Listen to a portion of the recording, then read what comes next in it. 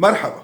الإعلام الروسي يتحدث من جديد حول أن ما دار في الاتصال الهاتفي بين بوتين ونتنياهو كان استكمالا في جزئية منه لما دار بين موسكو ودمشق في الاجتماعات الأخيرة التي جرت في العاصمة الروسية، ووضع الساحل السوري هو الأهم في هذا الاتصال.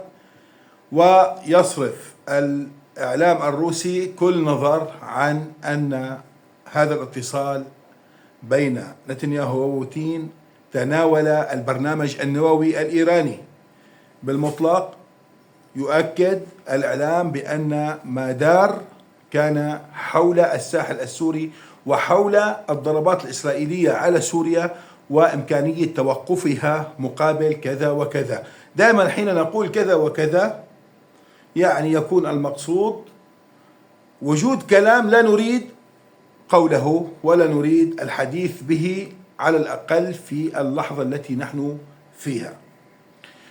الساحل السوري وضع خاص جدا، وبقاء روسيا في سوريا طوال الشهور الماضية أخر كثيرا ملف الساحل وجعله يبدو هامشيا، ولكنه بدأ الآن خاصا أكثر مما هو هامشي. بالتالي ملف الساحل يأخذ حيزه الخاص، ووضع قسد وشمال شرقي البلاد قسد وشمال الشرق واحد، ووضع الجنوب وتحديدا السويداء، يعني ذلك الجانبان لهما وضع واحد. هنا لا يعني تقسيم المسائل وتجزيء المشكلات بقدر ما هو يعني إعطاء لكل جانب ولكل طرف ما يستحقه من اهتمام لحظي.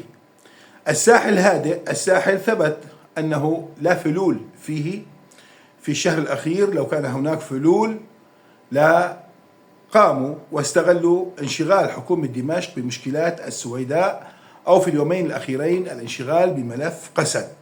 الآن بعدم وجود الفلول وثبوت ذلك يوضع الساحل جانبا لأيام، ربما لأسبوع لأسبوعين على أبعد تقدير، والحديث عن قسد وعن الجنوب، حيث هناك المشكلة تحتاج إلى تدخل دولي إقليمي، إلى تدخل عسكري، تشهد اشتباكات وحرب حقيقية في السويداء، وأيضا هجوم أول أمس من قسد على قوات الحكومة، وأمس الحكومة على قوات قسد.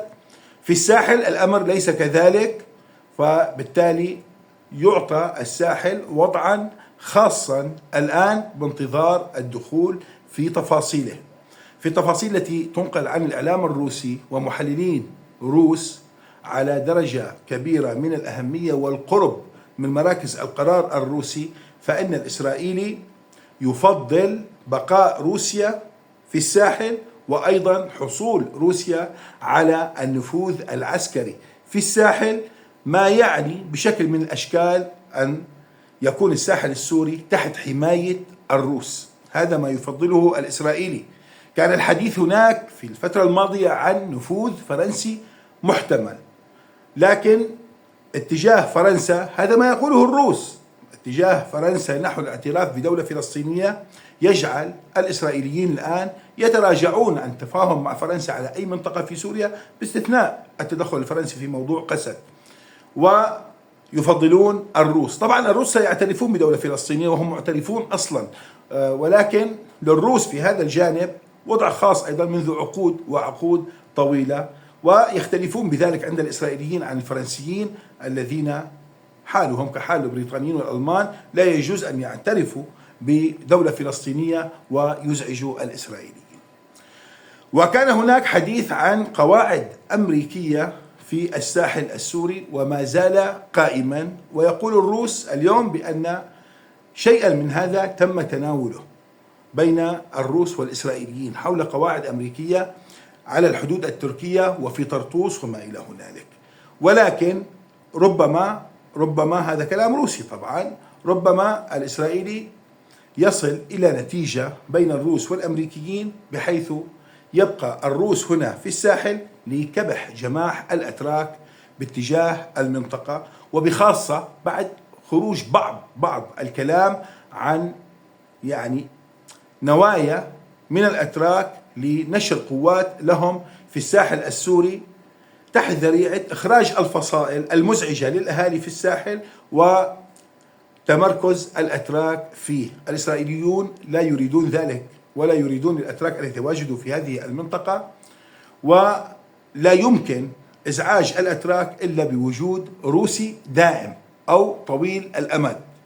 على ذلك يعني نصل إلى الخلاصة: الساحل السوري ليس هامشيا أو مهمشا، موضوع على الرف نعم، ولكن أمام ملفين ضخمين فيهما حروب وفيهما سلاح وفيهما أرواح تزهق بشكل شبه يومي في الأسابيع الأخيرة، والساحل هادئ ويثبت عدم وجود فلول ولا سلاح ولا نوايا في الساحل لفتح جبهات عسكرية. على ذلك تم الفصل بين ما هو هادئ وما هو مشتعل، والإسراع الآن واللهاث وراء حل المشكلات في الجبهات المشتعلة، وترك موضوع المنطقة الهادئة الساحل لحل سياسي يبدو أنه بات قريبا وأقرب من الأيام الماضية بكثير، لكنه يعني لن يأتي مفاجئا، بل سيكون هناك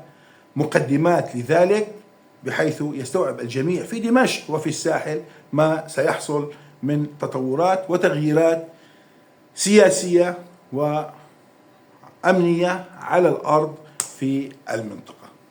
والسلام على الشرفاء.